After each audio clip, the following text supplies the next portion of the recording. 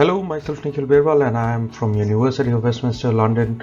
The project I am presenting you today is the horticulture board, which was my master's project. Without any further ado, let's start. During my first visit to a grocery store in London, I came across all the imported fruits and vegetables, and I realized that nothing was actually grown inside the UK while imported from the EU. And further, this doubts were strengthened by these news articles. The research started with the mapping exercise of imports of vegetables during the year 1993 and comparing it with 2018, and as you can see, the imports have significantly increased and most of them are from European Union itself. Further comparing the scenario of imports and exports with the change in the population during the year 2080, I realized that United Kingdom stood at the end of the line, and this is a very serious situation which must be tackled with. The problem was not only hunger crisis and imports, but the problem was actually pollution also, the carbon emissions which occur with these supply chains, the traditional ones, and to tackle these, a revolutionary idea is needed. Later I drew a mind map to compare the present scenarios, what is needed, how much do we need to produce the vegetables and fruits, and what could be done in future. So I came up with these horticulture ports inside the United Kingdom.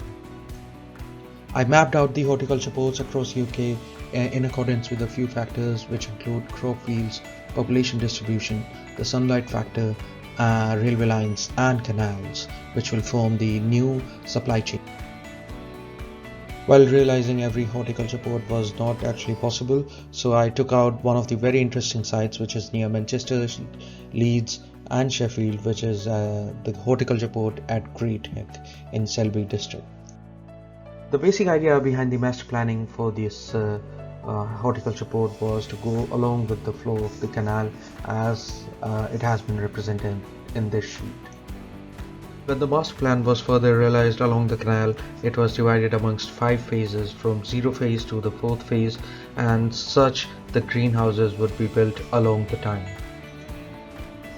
Further, the greenhouses would not be owned by a single person but would be owned by several people who can actually choose amongst the typologies of the greenhouses, and this would be a public-private partnership between the government of United Kingdom and the people who will own these greenhouses on contract basis.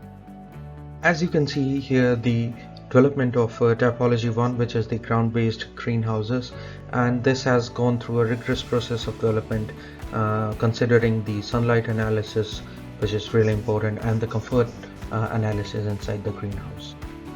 These plans represent the typology 0 and typology 1, how they come together to form a particular system throughout the site. Also it includes the gantry crane and the railway lines along with the canal. These gantry cranes would be used to transport the produce from storage houses to the trains and the barges.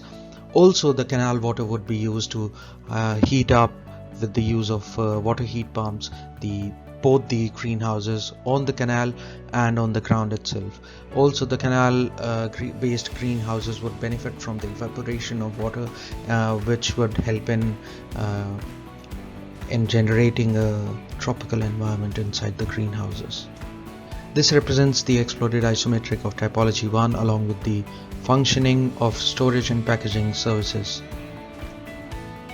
What makes these greenhouses different is the material, which is rammed earth, timber and onion skin plastic, further which is explained in the PDF submitted along with the presentation. Following are the visualizations for all the greenhouses and how it would be perceived as a real infrastructure project.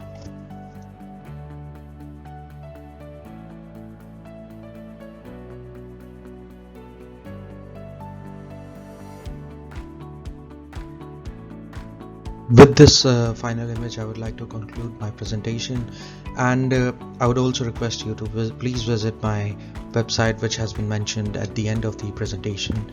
Thank you very much for giving me this opportunity.